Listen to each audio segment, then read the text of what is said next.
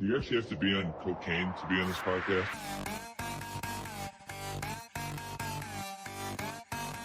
It's a great day to be a Wildcat!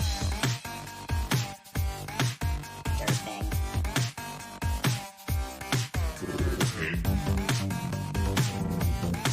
Dirty.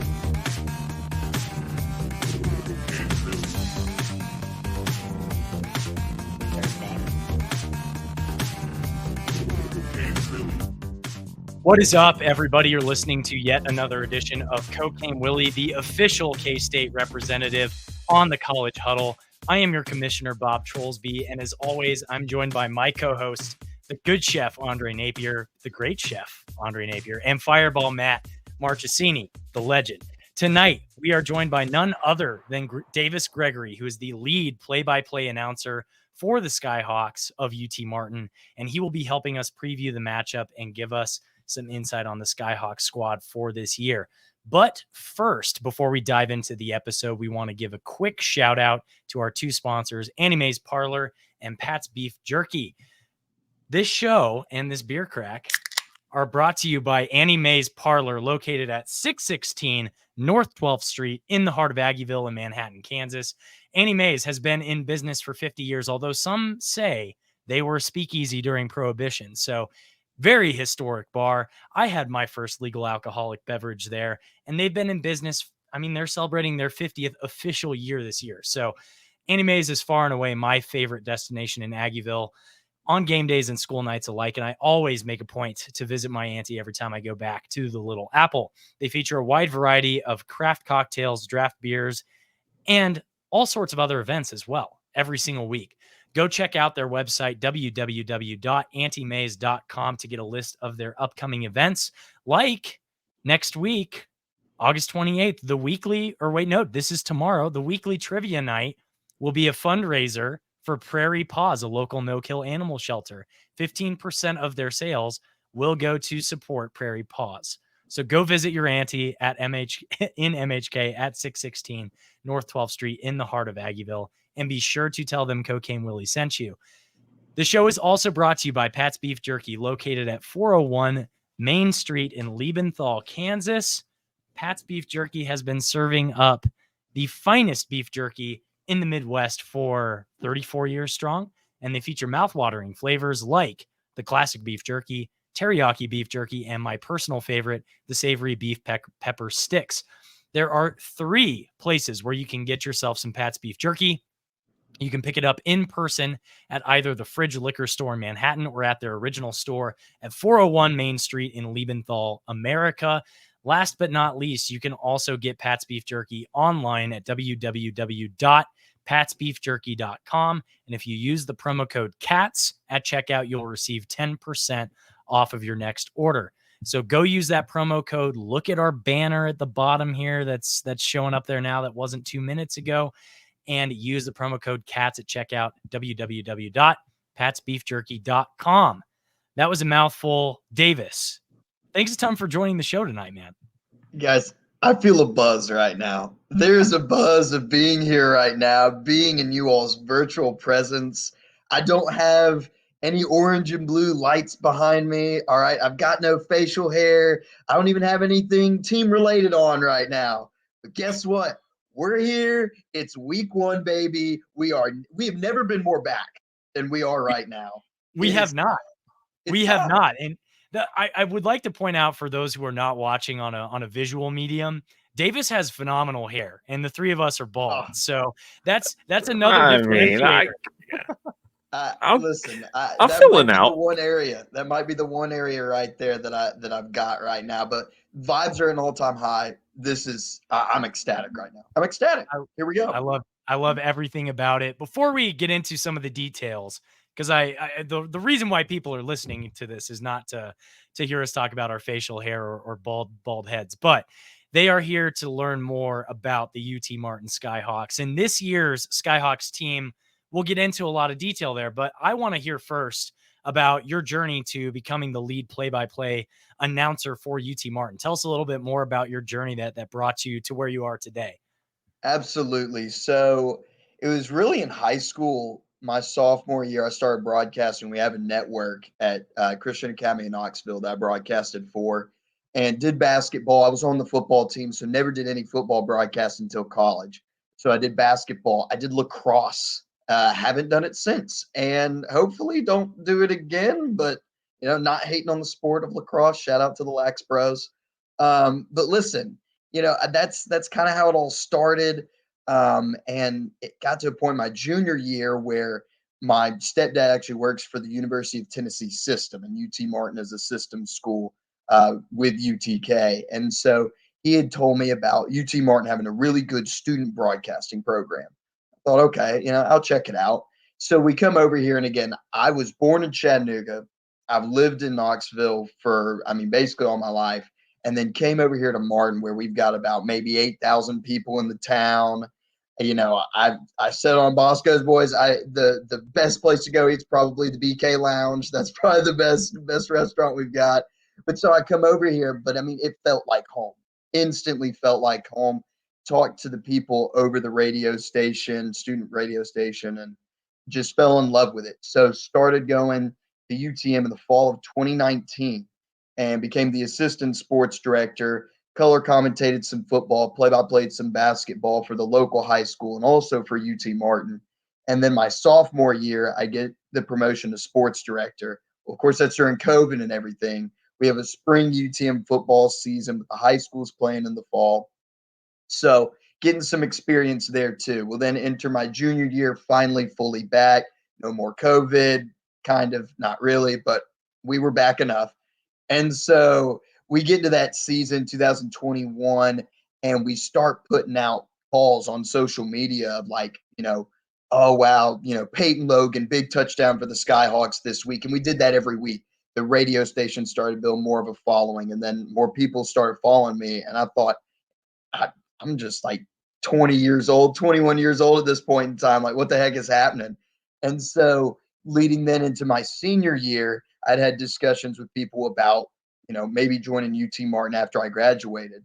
So senior year, having those discussions throughout the entire year leading up to the summer. And then it was made official that I become the youngest lead play-by-play voice in UT Martin history. So it was really cool last year, just the whole experience of it and being able to go to all these different places throughout the Ohio Valley. Went to NC State, went to Georgia, all these great places, getting to know our coaches better too. It has been an incredible journey, incredibly blessed to be on this journey and just completely, I don't even know what to say. It's a dream. Like nobody my age should be in the spot that I'm in. They just shouldn't. That's absolutely amazing. I should not be in this spot at all, but here I am. So it has been a true journey, but I'm so happy to be here and thankful for another year of broadcasting. And thankful that another year is not spring season and global pandemic and all that other stuff. Although, yeah, oh my gosh, like that might have been helpful in catapulting you to where you are today to a degree. Right. But hopefully that's an inspirational story for any younger folks who may be listening to this, or folks who may be in the AQ Miller School of Journalism and Mass Communications at Kansas State who aren't familiar with your story or what you've been able to accomplish. Oh yeah. I still remember that year, COVID year.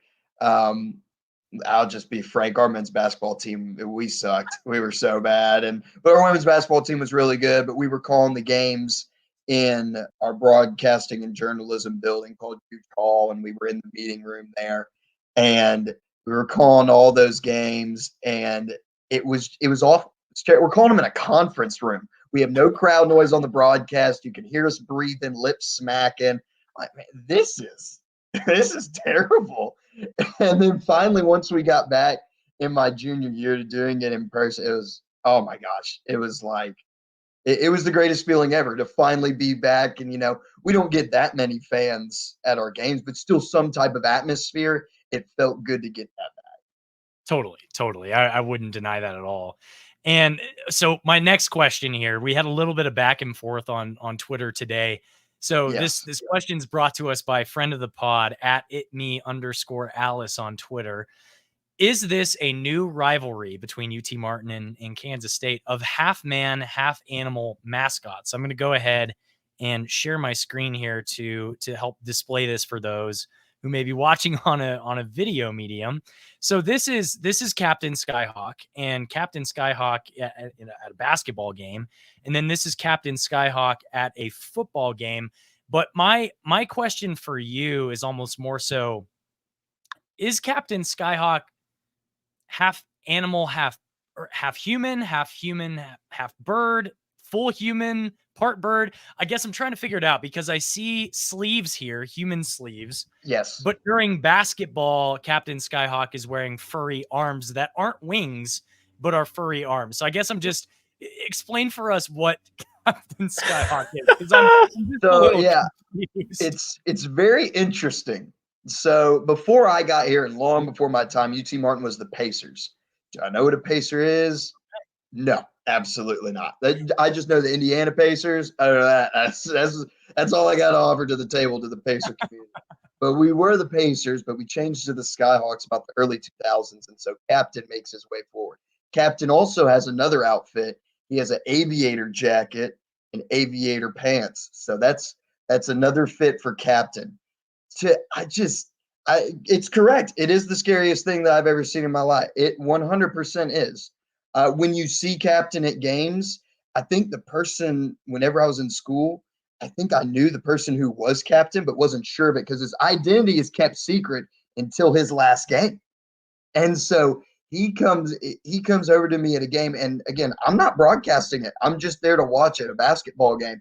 He comes up and is asking for my autograph. Now, you bird that appears to be on drugs, get away from me right now. What are you doing? This is a little strange, but I love Captain. Captain is great. To answer the question on what he is, football version, I want to say he's half man, half bird. But once you get to basketball season, I feel like he evolves like a Pokemon. He evolves like a Pokemon. So then I feel like he's just going to turn into his full Skyhawk self. I think that's the best explanation I can give. But football season, he's just getting warmed up. Okay, that's the start of, I guess, I don't know. He hasn't grown his wings yet. All right, hasn't grown his wings yet. He has to get warmed up in football season. Then once he gets to basketball season, he's full Skyhawk there. Has all the Skyhawk blood. Whatever that is, he has it in him. He's constantly molting his fur feathers constantly throughout the seasons. That's exactly the word. That is the perfect word, Chef. 100%. He's molding throughout the year. And once he gets to football season, okay, there it is. But winter comes, he has to get ready for the Martin cold. Boom. And there he is, putting on his aviator jacket. I'm dying at this. Oh my God. Why don't we get into the football talk now? Yes. So this is UT Martin team that went 8-3 this past season. And this upcoming season, they're returning 14 total starters, 7 of which were first or second team all conference players. And you're bringing in 8 transfers. You have a Vanderbilt running back, Patrick Smith, coming in, defensive back from Arkansas, and Chris Rhodes. So kind of looking at it, obviously sometimes it's very hard to, maybe predict or have expectations for a team. We haven't even hit week 1 yet, but what are your expectations for this team that has a lot of this production returning as you start 2024? That's a great question, Matt. No, I think for me, and I think for every single UT Martin fan, it's a championship. And I will even go as far to say that it's not even just a championship, but getting to the playoffs. I mean, y'all know UT Martin hasn't been to the playoffs since 2021 because we haven't gotten the outright bid. I mean, 2022, we lost on a coin flip to Southeast Missouri. We both went undefeated in conference play. We didn't play each other. The tiebreaker was flip it, call heads or tails. We called tails. Just want to put it out there. Tails never fails, but it lost us a auto bid to the playoffs. So take that for what it is. So we lose there. We win, I think, 7-5, didn't get in. Well, then this past season, we go 8-3. Really good year for us. And again, shared our conference championship, had one bad game at Gardner-Webb, who was a good team, lost to them on the road on their homecoming in the final seconds. Sanford, very good team. They handled us well. still put forth a good effort. You thought that we'd get a playoff berth, and we didn't. So I think for this year, it's not just a conference championship. It's not just the playoffs, but it's going deep into the playoffs. And being around this team, seeing them at practice, talking to them in press conferences, talking to Coach Simpson too. This team, in all my years here at UT Martin, seems to be the most locked in that I have seen them in terms of their goal of, hey, we've loved getting our rings every year, but also that's kind of a sore spot because at the end of the day, we didn't get to go compete for a national championship. We weren't one of those last teams. And I think that this year, you still return a lot, even though, you lose Sam Franklin, Aiden LaRosse, Dalen Dotson. But all three of those guys are Power 5 guys now. Giovanni Davis is at Florida International. He was an all-conference guy for us. So I sit back and I look at this team, though, and how all the coaches have constructed it, everything that's returned. It's not just a championship. It's not just the playoffs. We're going for something deeper than that. And you bring up the guy in charge, Jason Simpson. He's been at the helm since 2006. I mean, a solid record, 115 and 87 all time there. I mean, you said we haven't been to the playoffs since 2021.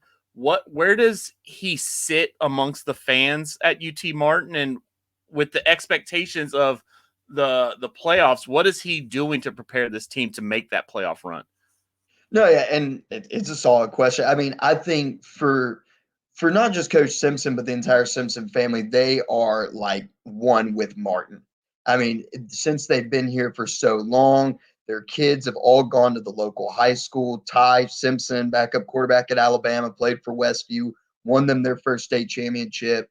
His daughter Emma won a softball state championship, 2 girls basketball state championships, and then now his son Graham, a freshman quarterback, broke Ty's record for most passing touchdowns in a game. He had 7, and Ty, I think, had 5 a couple times. But I think with him and the fan, I mean, he's so loved by this community, this fan base.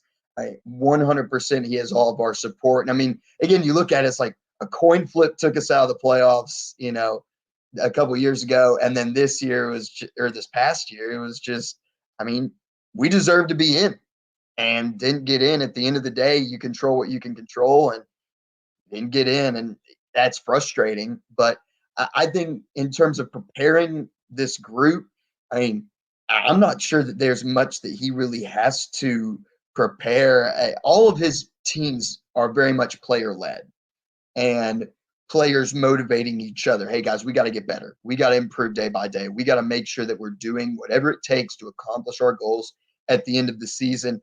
And especially with these guys that have been here a long time and they know Coach Simpson's mottos and everything, all of his motivation, all of the goals that he has for them.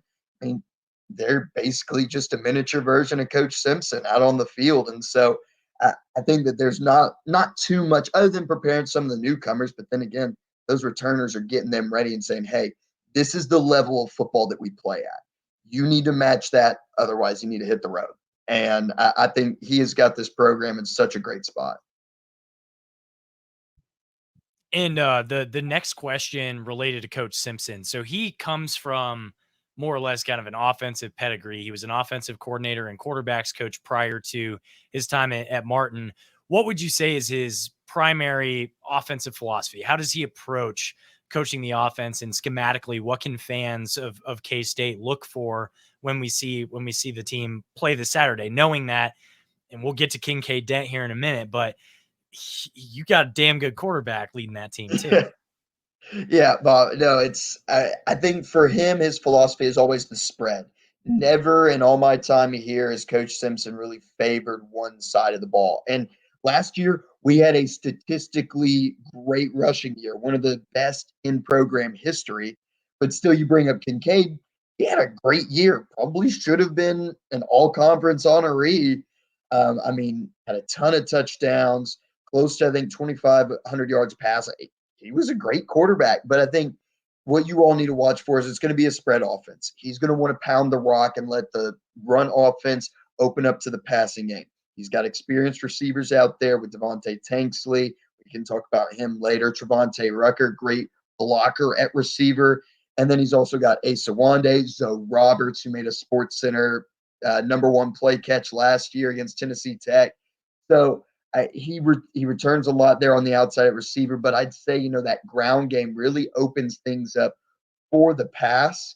To me, again, I think he is, again, that offensive guy. He was a quarterback.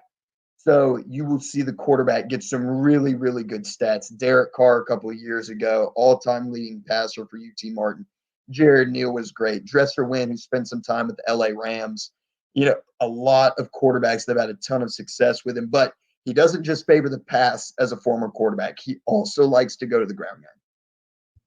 Love it.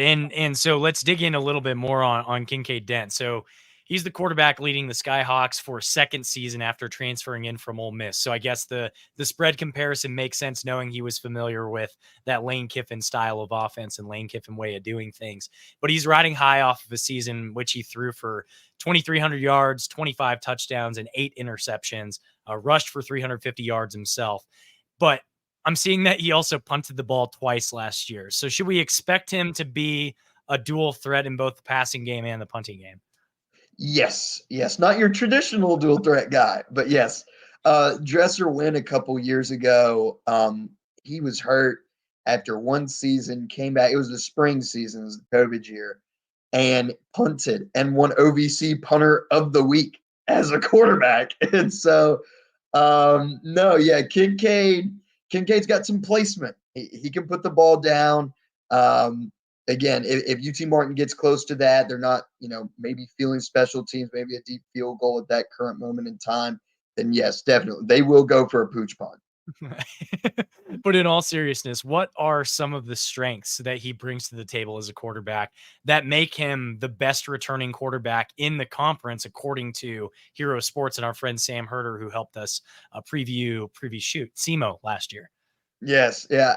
So I think a lot of qualities for him are so great. And I think one thing that sticks out to me, and I was just thinking about it today, I mean, outside that Samford game where honestly, guys, everything, and it's not even, I don't even think it's a coach's thing. I don't even think it's a player's thing. You all know it. I know it as football fans. You're always going to have that one game. Maybe it's every couple of years. Maybe it's once a season where nothing goes right.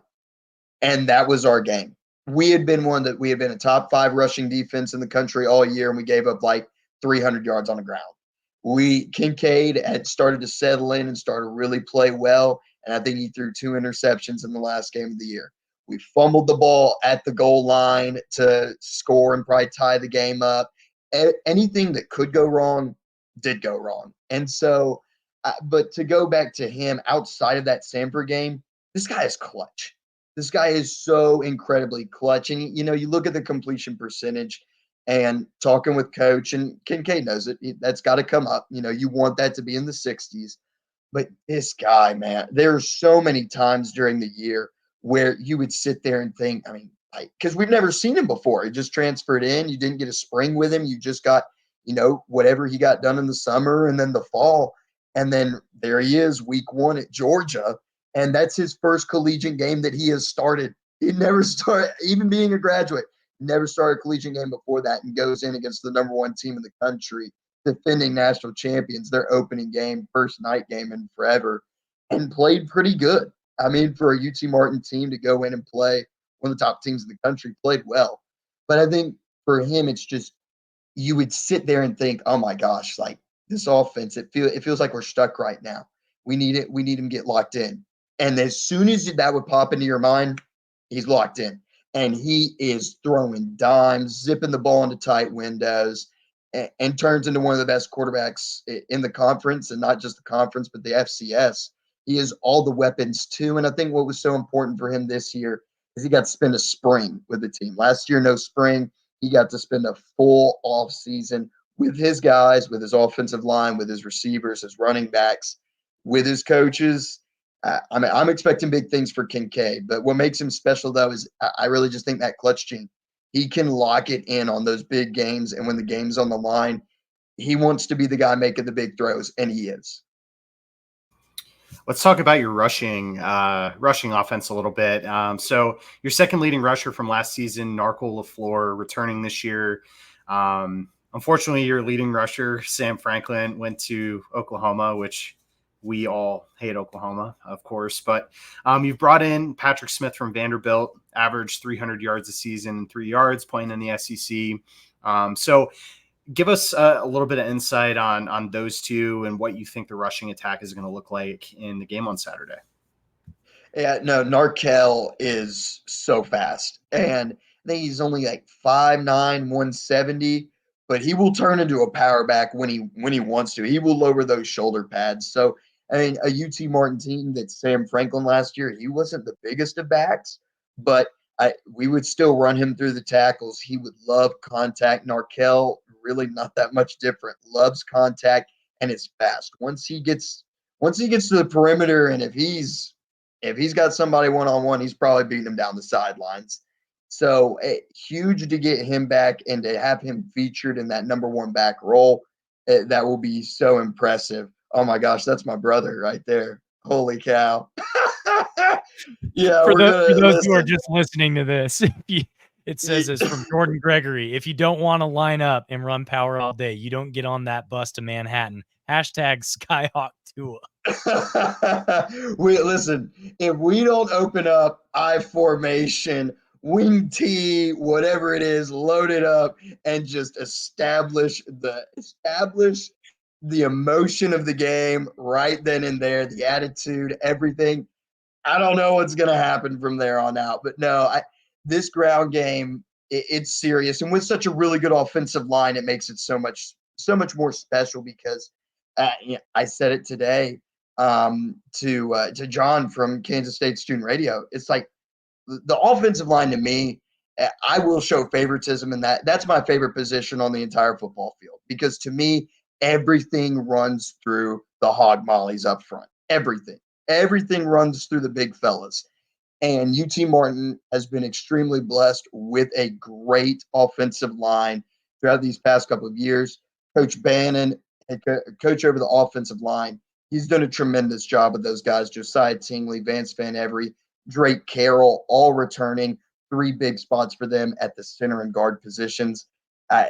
It starts with those guys and being able to move that line of scrimmage, put a hat on a hat, and make sure a hole opens up. Patrick, very excited for him to come in. Looking at him in camp, I'm like, okay, that guy played in the SEC.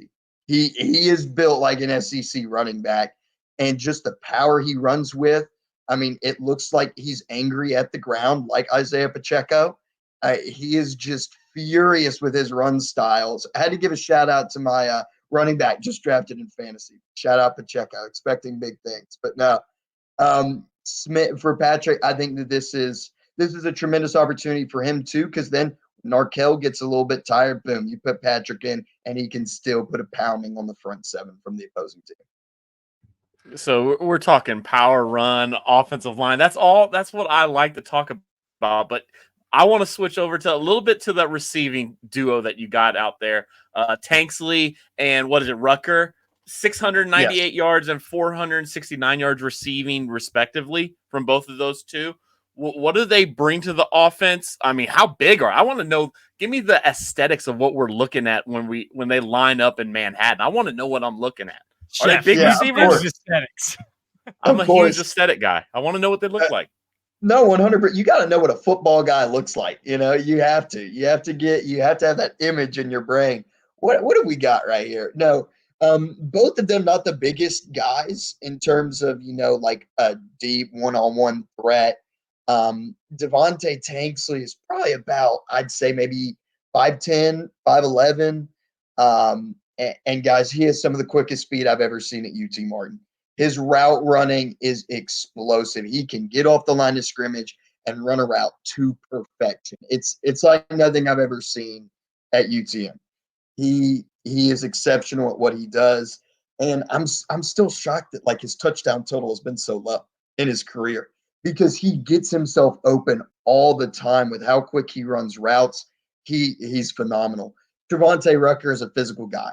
Right? There were a couple times during the year where I'm in the press box and I see a flag down there on a run. I'm like, well, might have been the offensive line, and then. And my color commentator, John Haller, be like, no, it was Rucker for unnecessary roughness on a block. And I was like, oh, okay. But I mean, to me, I want that from a receiver. That's a position that's not really known as a blocker, but you need guys out there that, okay, I'm not getting the ball. I'm putting hands on somebody.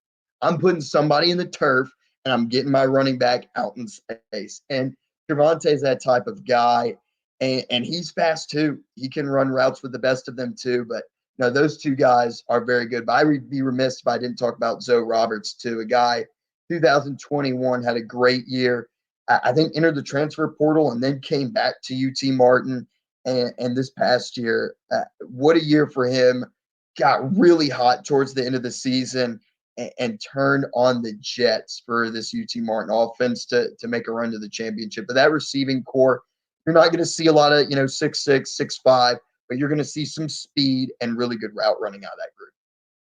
And I would, I'd be remiss if we're talking of this scheme being a little power, power spread. Is the tight end involved any, or is that a position that is utilized at all? Yeah, so that's actually funny you mention it because last year we got to the end of the year and we put a guy who came into the year as an offensive lineman. We just strapped 42 at him and put him at offensive tackle. I mean, that's what we did. And I mean, he was just moving bodies. Hey, listen, I'm hyping us up, man. Listen, gotta love the Skyhawks. I was saying something to Coach on Monday for our coaches show.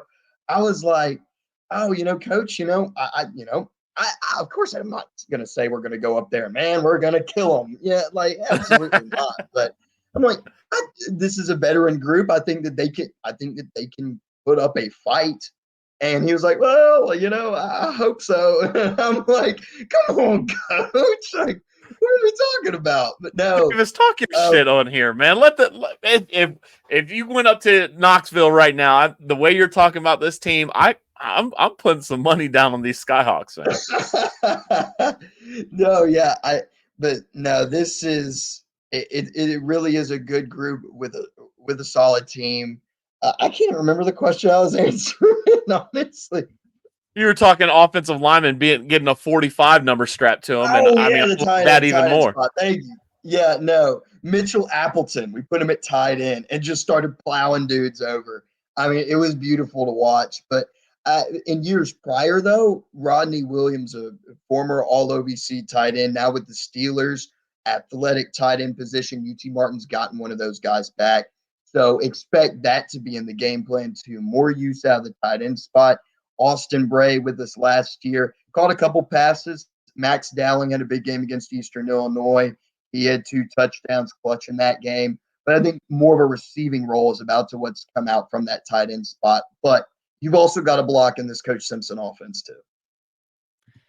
And a real quick shout out to Pooduke in the chat here saying, yeah, I'm getting really worried about the Skyhawks and the Jeepers Creepers looking mascot. So I'm not going to lie. I feel like you're hyping them up, and I am way more worried than I was before, just because in K-State circles, pretty much everybody has been saying, yeah, UT Martin of the FCS teams that K-State has played the last probably 5 years might be the worst, according to everybody Really? else.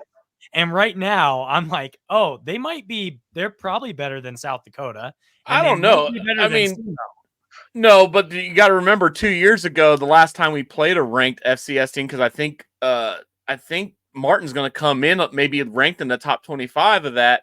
And it was Southern Illinois, and they took us to the damn wire. So I don't play around with none of these FCS teams, man. They got talent on there. That was the next Joe Burrow, Will Howard starting at quarterback not starting at quarterback, coming in at quarterback in that game for an injured Skylar Thompson. So we're hearing that he's the next Joe Burrow, according to Ohio State fans. But okay, yeah, that's great talk from them. That is really good talk. But no, I mean, we could listen, guys. We could come in, y'all could blow us out by 40. I mean, I don't know, but at the end of the day, like I'm going to show my guys, and I'm going to inform y'all on what I'm seeing too. And again, I watch this team play FCS competition a lot. I see them play FBS competition, maybe once a year. And there really is a huge difference. That's what I figured out whenever I started calling games for UT Martin as a student, even was the gap between FBS and FCS. It's pretty big. I mean, there are some select teams definitely in the FCS that can come up and compete with some groups. But I mean, when you take a FCS team and you put them against a top 25 team in the country, odds aren't in the FCS team's favor. But no, I mean, I truly do think, though, honestly, that this is a veteran group for UT Martin. They'll come up, they'll put up a fight. They will. Again, putting up a fight, does that mean that we're going to lose by 35 or 40? I don't know. But I know that our guys are going to come up there and they're still going to put on a good show for UT Martin and Kansas State fans too. And maybe we get y'all to follow us throughout the year. But no, like, I mean, we could come up there, we could lose by 50. I don't know. I don't know. But I'm going to talk about my guys and everything that I've seen and let y'all know. And I'm not going to That's how lie. it should be. And I'm not going to lie. I feel like when we do have guests on for some of these early non-conference games, similar to Tulane a couple years ago, and when we've had other guys on, it's like, yeah, we do end up kind of following those teams and almost having a little bit more of an affinity for them when we, except for Mizzou, because Mizzou sucks. But I hate all of, I do want to pivot over. 36 minutes in, we haven't even touched on defense yet. And if you're going to put up a fight on Saturday, that's going to require some great showing from the defense. And Robert Spears on YouTube says, how's the D line going to square off against our new guys? Have we covered that matchup? No, we haven't yet, but let's just pivot over to defense real quick. And I guess maybe we can start with the scheme. What kind of scheme does UT Martin run, and how do they plan to stop a really aggressive running attack from DJ Giddens with the threat of the run from Avery Johnson, but also from the air from Avery Johnson? Yeah, this is a 3-3-5 defense that UT Martin will be bringing in on Saturday and that they've used here for the past couple seasons. And it's worked out very well. Athletic linebackers that can come out in coverage, but also make sure that they get to the perimeter and seal things off over there. Defensive line, they've handled their business here in the past couple of seasons, and a lot has been lost there. Not going to lie. So I know we'll talk about that later, but 3-3-5. And a UT Martin team that in the secondary at the safety spots has been talented for the past, 5, 6, 7 years. They have produced some really good all conference guys there at the safety spot. Let's talk about one of your, I would say, probably leading defenders, and it's your linebacker, Jalen Sharp. He was the leading tackler last season. I mean, going into a senior season, have to imagine the leadership on this defense kind of runs through him. But thinking about him as, maybe one of your kind of star players on that defensive side, how important is it to have a senior like him, influencing and, just having that experience on the defensive side? No, yeah. And I think too about it, Matt. I mean, you have Jalen Sr., as you mentioned. You also have Tevin Shipp, who's been here for, I think, 5 years. You have Chris Hunter, who's been here for 5 years. But no, Jalen, superstar guy. I mean, just a really good linebacker for us. Can find the football. I think he had like 8 or 9 tackles against Georgia last year in the opener. He has a nose for the football, will go after it. He will get into the gaps, clog them up.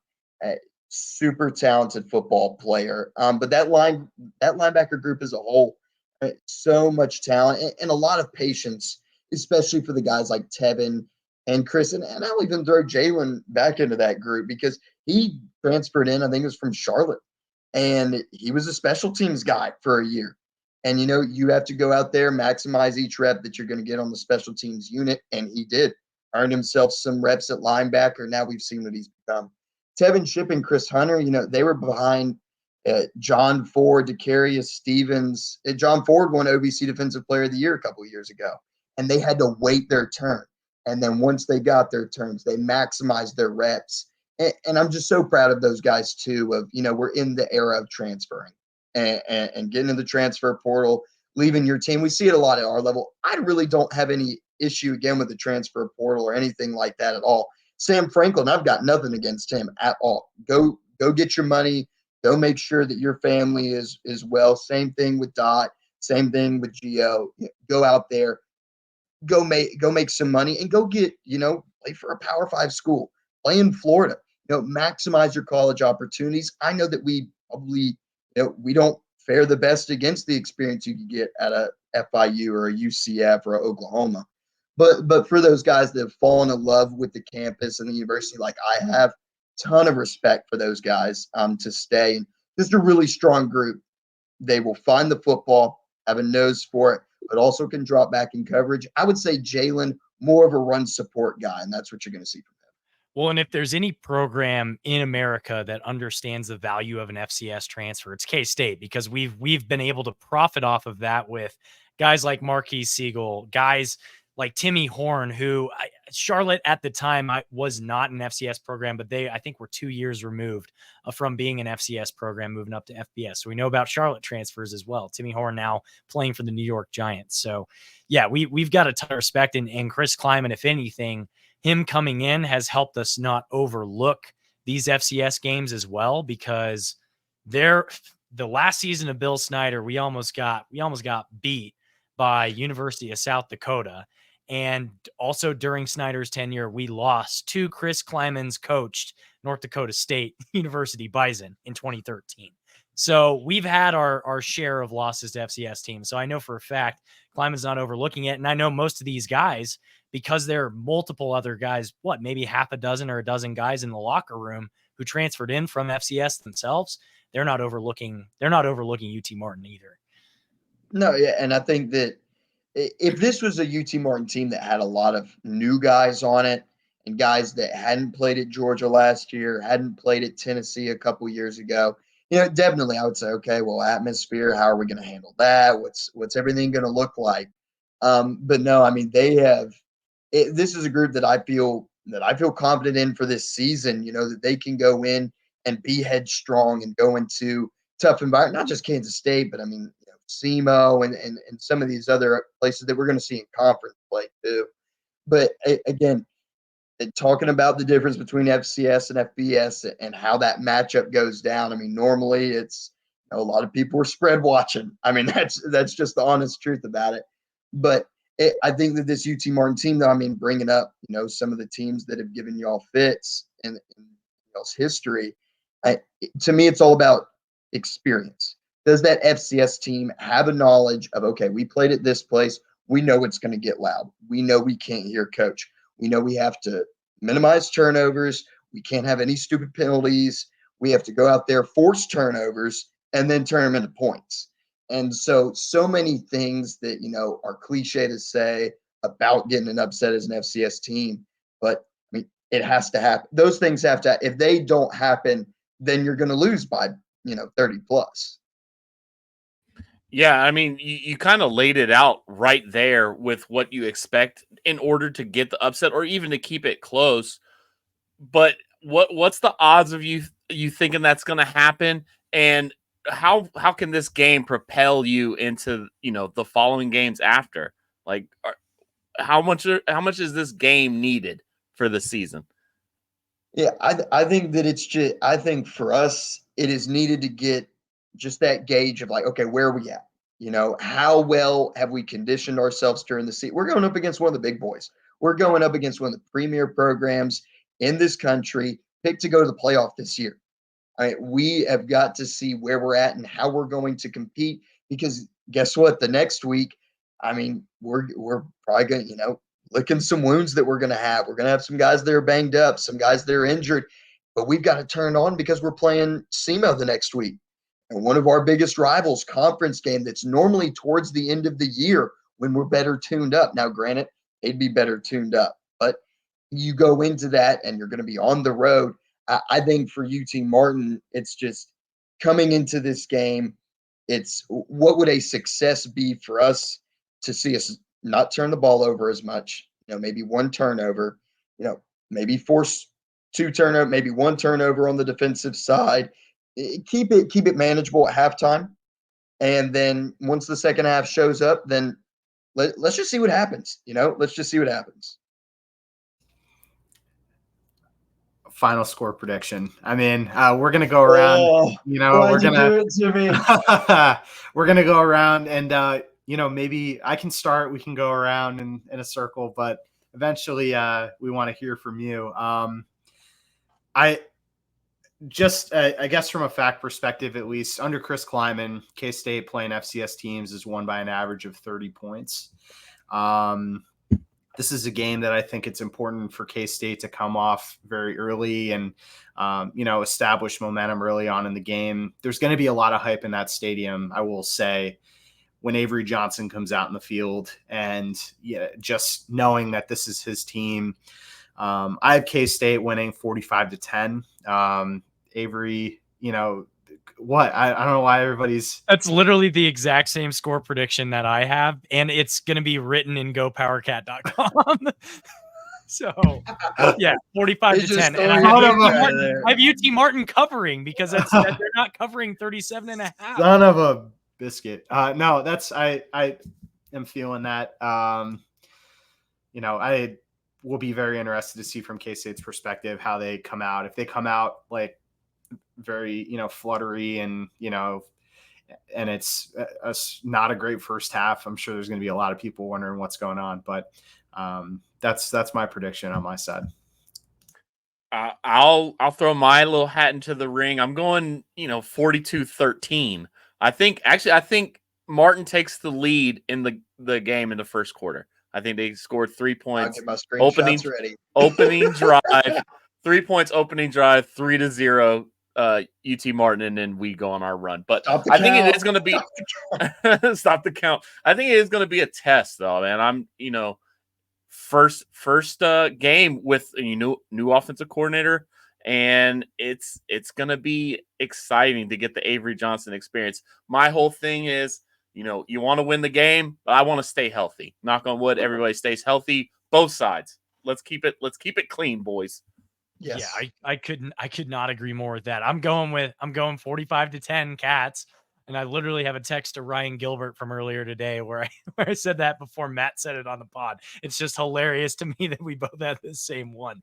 But again, that hive mind, man. Hive mind. If you're betting, all three of us are saying take UT Martin to cover because that's a 37.5 point spread right now. Yeah, it's so nuts. That's a lot of points, guys. I don't feel confident in covering that. So 45-10 Cats. I think UT Martin. Conversely to Chef, I think they score later in the game against some of the like third and fourth string guys, like true freshman type of guys. So, but I think they'll have an impressive showing. I think similar to maybe Troy last year, the first couple quarters, it's going to look more like a test in some ways. So I'm just thinking of the other the FCS teams that we played. Nichols in our first season, I think we kind of snuffed them out. Then it was the COVID season, didn't play one. 2021 was we lost to Arkansas State in the COVID season. That wasn't an FCS team. Not an FCS team. That's right. No, that's Get it together. Then 2021, it was a struggle bus with Southern Illinois. The Salukis really almost beat us. Should have beat us. In all honesty, if it wasn't for Felix and Udike Uzama. And then 2022, what was that? What was that season? What was that game? Arkansas? Yeah. 22 was South Dakota, right? South Dakota. That was our first game preview ever. Yep. And then 2023 last year. 2023 llast year was we blanked SEMO 45-0. Never mind. And I don't know if it's going to be that game, but I would expect a win, but it's going to be, I think this is a different level athlete. These are SEC kind of players, not the Big 12 rejects. I think these are SEC guys. There are literally SEC players on this stuff, multiple. So Davis, hit us with the score prediction and then take us out of here. You get the final word. Oh my gosh, what an honor. Chef, thank you for 13. Appreciate that, man. Appreciate that. Absolutely, brother. I'm leaning 10, 13. You know what? I feel like if Coach Simpson sees this, he's going to be mad at me if I only give us 10. You know what? Screw it. Give me 17 points. Let's just do it. Let's leave go. The starters in late. Hey, give us 17. I think UT Martin scores 17. I think Kansas State, though, I'm going to give the Cats 48. I think final score 48-17. But no, I'm not a betting man. Can't be according to the NCAA. Not allowed to be. I'm not a bet man. However, 37.5 I felt like was a little outrageous. That's a lot of points. That's a lot. That's a lot of points. But no, it's gonna be a fun time. I'm looking forward to experience Big 12 country. Never been to a Big 12 environment before. Kansas State, as an Auburn fan growing up, I know that we played Kansas State a lot growing up. So sorry to bring back that's bad memory. Why? Why'd you do that? Don't say I'm that. sorry. Oh. I just remember there was one time, like a Thursday night game after a middle school. Nick Marshall was the quarterback, right? Nick Marshall, Duke Williams. Yeah, I remember I was with my dad in a Chili's after hours watching that game. We're about to be guys talking ball. Some Southwest egg rolls. Yeah, I swear. No, I got the triple dipper. That was the way to go. You get that triple dipper and you get set. No, but I really am looking for. Hey, I want to give a shout out to all you guys. Man, this has been so awesome. I was talking to someone today. I got nothing from Daggum, Georgia. Nothing. No interview. No, hey, how you doing? No, hey, here's a free $5 voucher. Nothing. I got nothing. I'm getting food recommendations. I get to know where the best jerky is. I'm on a podcast that's named after a drug. This is electric. This is unbelievable. What an experience. Kansas State, you all are fantastic. Absolutely amazing. I could not be more excited about Saturday, guys. Could not be. Thank you all so much. And I think I speak for all of us here when I say that thank you a ton for coming on and helping us preview the Skyhawks. Yes. You are always welcome in Wildcat country. And I think that's going to go ahead and do it for us today. So if you are listening, again, we want to shout out our sponsors, Pat's Beef Jerky and Annie Mae's Parlor. Remember to visit patsbeefjerky.com and use the promo code CATS for 10% off your order. And additionally, we are the K-State representative on the College Huddle, which is the largest community of fan-driven content in the nation. Check them out at thecollegehuddle.com and follow them on social media at College Huddle. I've written articles that are actually just transcripts of our shows that I've had ChatGPT turn into articles, and now we're getting clicks on the website. So go check out. Selling yourself short. Bad. Work smarter, not harder. Last but not least, you can follow the show at Cocaine Willie or follow us on any social media. I'm at Bob Trollsby. Chef is at Chef Andre Napier. Fireball Matt is at Matt Marchesini, and Davis here is at Davis Gregory 2. I can't figure out the camera. Can't do it. I tried to get it at the start of the show, messed it up at the end. We're just gonna move on, take the loss. Take the L and Chef take us out. Cocaine's a hell of a drug, baby. We are all coke and no joke. Wildcat country. Let's ride. Let's ride. Let's fucking ride.